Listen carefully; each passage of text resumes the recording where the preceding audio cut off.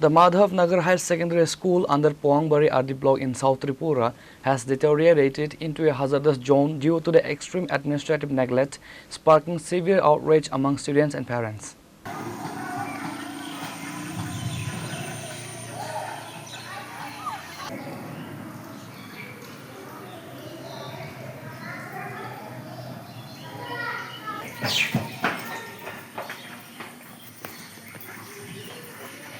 Due to the complete absence of a boundary wall, local miscreants regularly trespass into the campus, using active classrooms to tie off cows and goats.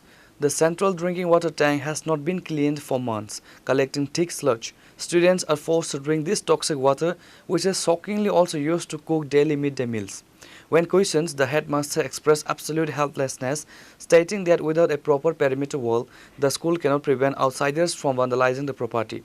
Parents and local voters have demanded immediate intervention from the education department to prevent a health epidemic.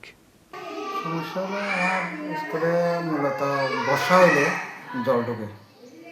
অতিরিক্ত বর্ষা যখন হয় তখন বাইরে থেকে জলটা মাঠের উপর দিয়ে স্কুলে ঘরে বা মিড ডে মিল যেখানে রান্না হয় এখানে জলটা ঢোকে।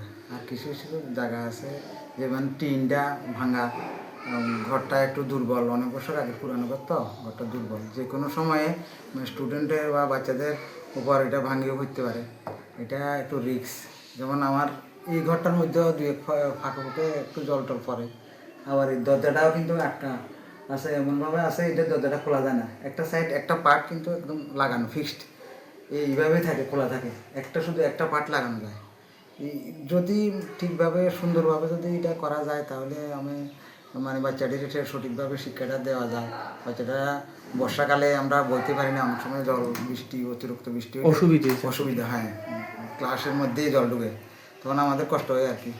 এটা আমার সরকারের কাছে আবেদন, যাতে আমার স্কুলটা একটু সুন্দরভাবে করা হয়, এলে বাচ্চারাও সঠিকভাবে লেখাপড়া করতে পারবো বা অনেক অসুবিধা, নাহলে অনেক অসুবিধার সম্মুখীন হতে আছে, যেহেতু এখানে কচিকাচা বাচ্চারা আসে।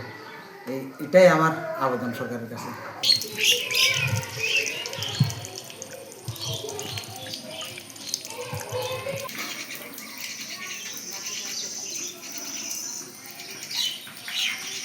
Bureau report Khurang.